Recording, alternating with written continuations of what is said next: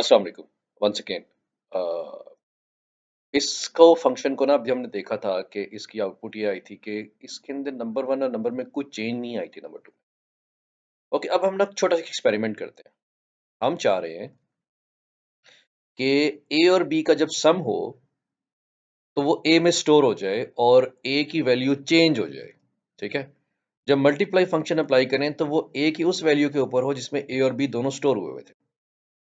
ठीक है, यानी यूं समझ लो कि हम कह रहे हैं कि a is equal to A plus B, और फिर इस जगह पे जो a मल्टीप्लाइड बाय b हो तो ये a की उस वैल्यू के साथ हो जो कि यहाँ पे चेंज हुई है, और इसमें हम स्टोर कर देंगे b। ठीक है, इसको b में स्टोर कर देंगे और यहाँ पे हम रिटर्न भी b कर देंगे। ठीक है, अच्छा अब यहाँ पे हम चेंज चूंकि b में कर रहे हैं तो इसलिए हम लोग जो मॉनिटर है वो भी b का लगाएंगे।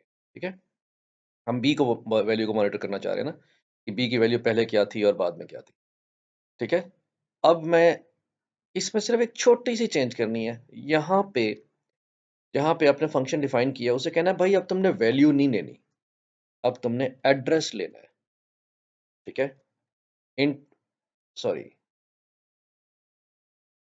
अब तुमने जो प्लेस होल्डर्स है ना उसमें तुमने एड्रेस लेना है। उसमें तुम्हारे पास वैल्यू नहीं आएगी, तुम्हारे पास जो हम लोग जिसके ऊपर फंक्शन अप्लाई करेंगे तुम्हारे पास उसका एड्रेस आएगा। तुम उस एड्रेस पे जाओगे और तुम उस ये एंड जो है वो एड्रेसिंग के लिए रेफरेंस इसको कहते हैं, ये रेफरेंस कीवर्ड है। ठीक है, इस रेफरेंस पे जाओगे, उस रेफरेंस के अंदर जो वैल्यू पड़ी होगी उसी के साथ ऑपरेशन परफॉर्म करना है। यानी अब तुम्हारे पास डब्बे में तुम्हारा डब्बा नहीं है, तुम्हारे डब्बे में तुम्हारे पास जो वैल्यू पास आएगी तुम्हें बताया जाएगा कि अलमारी के फलाने खाने में जाओ, उसमें जो डब्बा पड़ा हुआ है ना उसके अंदर ऑपरेशन परफॉर्म करो और उसके अंदर चेंज करो। ठीक है, अब सिर्फ सिर्फ इतना से चेंज करना है फंक्शन के अंदर, इसको बता देना का एड्रेस। अब होगा क्या, जब मैं फंक्शन कॉल करूंगा नंबर वन, तो इस नंबर वन की वैल्यू नहीं उठ के जाएगी ए के पास इधर इस जगह पे।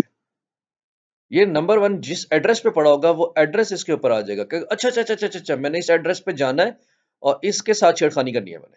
ठीक है, और इसी तरह बी में भी इसका एड्रेस जाएगा तो वो कहेगा अच्छा ठीक है यार, मुझे मेरे पास वैल्यू नहीं आई, मुझे नहीं पता क्या वैल्यू है, मैंने ये ऐड जब करने लगूंगा तो मुझे नहीं पता क्या वैल्यू है, मैंने तो इधर जाना है सीधा और इस नंबर टू के वाली जो वैल्यू पड़ी हुई है ना उसको पकड़ लेना है और उसको पकड़ के मैंने इनको ऐड करना है और स्टोर कहाँ करना है, इस एड्रेस के ऊपर।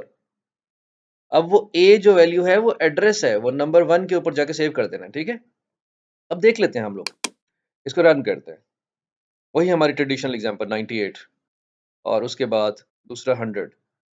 अब जरा देखो, सबसे पहली जो लाइन एग्जीक्यूट हो रही है वो ये हो रही है। ठीक है, सी एंटर नंबर वन, ये मैंने कर दिया। सेकंड नंबर ये यहाँ तक एग्जीक्यूट हो गई, यहाँ तक। ठीक है, ये वाला प्रोग्राम एग्जीक्यूट हो गया। अब वो कह रहा है the value of number one before, value of number one before is 98 जो हमने दिया। The value of number two before is 100। The value of A before 98। अब ये जो ए है ना ये इस फंक्शन से कॉल हो रहा है, यहाँ से ऐड फंक्शन। यहाँ पे देखो ना सबसे पहले क्या कॉल हुआ है, ऐड फंक्शन। ऐड फंक्शन जब कॉल किया तो उसने कहा कि the value of A before is 98, ये वाला 98 कौन सा है, जो पहला नंबर मैंने दिया। पहला नंबर को तो हम चेंज नहीं कर रहे। अच्छा, फिर the value of A after is, क्योंकि अब उसके अंदर ए और बी ऐड हो चुका हुआ है, ये तो वैसे भी उसमें भी आ रहा था। ओके, 198 रिजल्ट आ गया आपके पास। अब मल्टीप्लाई के फंक्शन में देखो, the value of B before is 198। ठीक है, अब यहाँ पे ये वाली जो आपने वैल्यू दी थी, द वैल्यू ऑफ, अच्छा सॉरी सॉरी सॉरी सॉरी, यहाँ पे मैंने एक मिस्टेक कर दी है। यहाँ मैंने इधर भी तो बी करना था ना, उधर सिर्फ लिखने से तो नहीं फर्क पड़ जाएगा, वो लिख दिखा मुझे हो रहा है। और चलो दोबारा कर लेते हैं अब इसे। 98 100। ओके, यहाँ पे अब देखो 98, एक नंबर वन की, नंबर टू की, फिर उसके बाद ए की वैल्यू दिखा रहा है, फिर ए की वैल्यू में जमा कर रहा है। अब बी की वैल्यू वही है 100, बी की वैल्यू में कोई चेंज नहीं हुआ, लेकिन द वैल्यू ऑफ बी,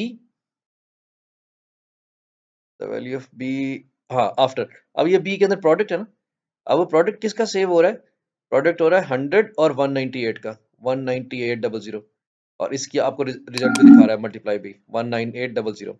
अब नंबर 1 के अंदर देखो पहले 98 था, अब सेव हो चुका है ये रिजल्ट ऑफ ए सम का 198। एक्चुअल वैल्यू चेंज हो गई हैं नंबर 1 की, ठीक है।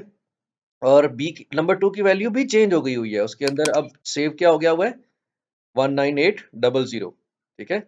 अब उसके अंदर ये पहले वाले में तो वैल्यू में गई थी ना, तो वैल्यू उधर चली गई थी, लेकिन इस दफा एड्रेस क्या है कि इस एड्रेस के ऊपर जाओ, उसके अंदर चेंजेस करो, चेंजेस करके वैल्यू को रीन्यू कर दो।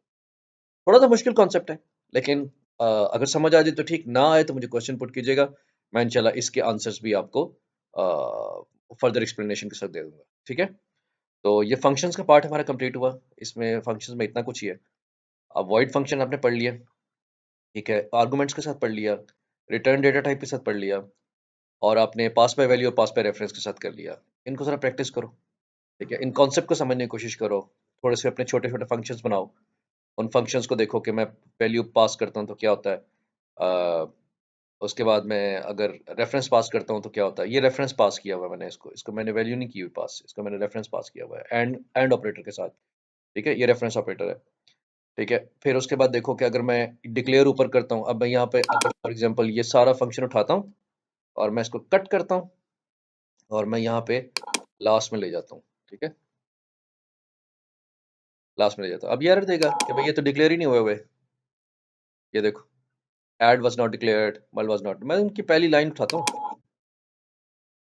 पहली लाइन उठा के कॉपी करता हूँ, यहाँ पेस्ट कर देता हूँ और आखिर में एक सेमीकोलन लगा देता हूँ, क्योंकि एक स्टेटमेंट अब ये है। और मैं इसकी दूसरी लाइन उठाता हूँ मल की, और मैं यहाँ पे कॉपी कर देता हूँ, ठीक है, सेमीकोलन लगाता हूँ और ये काम खत्म कर देता हूँ। अब देखो यार खत्म हो जाएगा, ये लो, अब वही 98 और 100, 981 हो गया, सॉरी, अब ये 00 के साथ हो गया, तो रिजल्ट्स बिल्कुल ठीक है, ठीक है।